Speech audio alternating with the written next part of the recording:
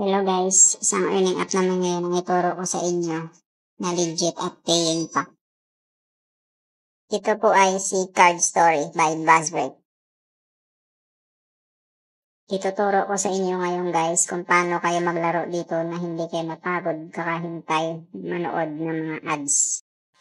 Buksan na natin ang apps guys. Dali ito makikita natin. Mapapansin nyo, may dilitaw na ads dyan sa baba. Ayan. Tapos maglaro na tayo guys. Pindutin natin itong play.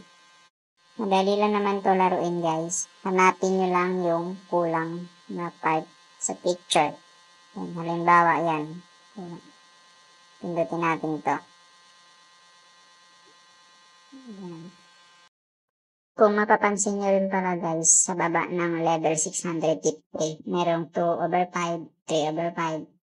Yung 5 niyan guys, ay sa level niyan, may limang puzzle kayo na tatapusin para makompleto ang level niyan.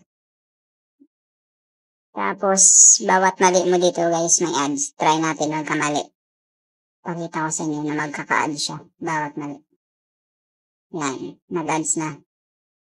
Yan yung medyo matagal dito sa laro guys. At saka nakakainip. Baga ng sobrang daming ads. Tapusin na natin yan. Tapos si X. Yan. Tapos, hanapin natin tama sagot.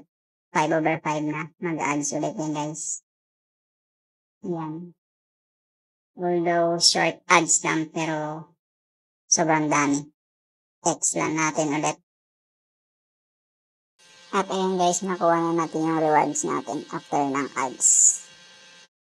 At sa laro pala na to guys, meron tayong lightning. Yan, 28. Yun yung ginagamit sa paglaro dito. Yan, kung gusto nyo dagdagan, pindutin nyo lang yung free. Isang ads, dalawa yung lightning na madadagdagan sa inyo. Nasa sa inyo na rin yan guys kung manood kayo. Pero nagre-reset yan everyday. Bumabalik siya sa 30. At ngayon guys, ituturo ko na sa inyo kung paano tayo dire-diretso laro isang ads na kailangan. Kuklose muna natin yung apps na yan guys, yung Card Story. Tapos punta natin yung settings. Type nyo dyan yung DNS. Buksan nyo yung private DNS. Pagkatapos, private DNS provider hostname. Tapos ilagay nyo yung dns.adguard.com. Yan. Tapos save nyo. Tapos, i-open nyo yung app na Card Story ulit. Ayan. Tapos play. Mapapansin nyo rin guys na hindi na nagkaroon ng ads sa baba. Yung ginawa natin kanina guys na DNS na yun. Yun, ibablock nyo yung ads na yun. Madalas, makakapanood pa tayo ng isang ads. Tapos, wala na. Dire-diretso na laro. Nabablock niya na lahat ng ads. Ayan guys. Tapusin na natin yung level 654. Hanggang makakompleto yung 5 puzzle. Ayan, nagka-add siya. 10 seconds. Tapusin na natin yan guys. After yan, wala na yan. Isang beses lang yan. Hanggang maubos yung 28 lightning mo. Para sa paglalaro dito. Hindi ka mapapagod ka antay ng mga ads guys. Yan, ito try natin. Plain lang yan.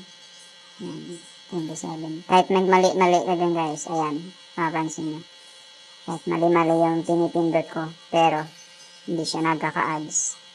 Hindi siya kagaya kanina na mali na may ads na. Yan, tingnan nyo guys. Diba, natapos yung level walang ads. Yun. Ganun yung ginagawa ko dito guys, para hindi ako mahirapan. Kaya tingnan mo, ulit-ulit ko nang pinipindot na mali. Wala. Wala talagang ads.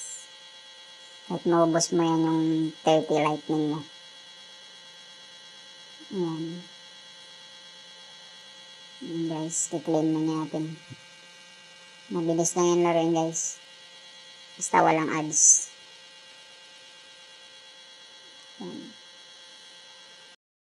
Paalala ko lang pala guys, yung ginawa natin kanina sa DNS, nakaka-apekto yun sa ibang mga apps na may ads. Kaya kung may mga apps or games kayo na force talaga mag-ads para makuha yung rewards, kailangan nyo i-off yan. Pero kung kagaya lang din to na apps na to guys, na kahit walang ads ay may rewards, okay lang yan. At ngayon guys, sa pag-withdraw pala, paying pa po itong app na to. Withdraw ko lang ngayong October 23, 2025. Ito po yung video. Pansin nyo, minimum 5 pesos pa rin sila. Yan. Press na natin yung withdraw. Yan. Tapos talabas yung GCash number mo dyan. Dati na na-save. Tapos withdraw. Yan. Tapos talabas yung success. At agad-agad guys, marireceive nyo agad yan.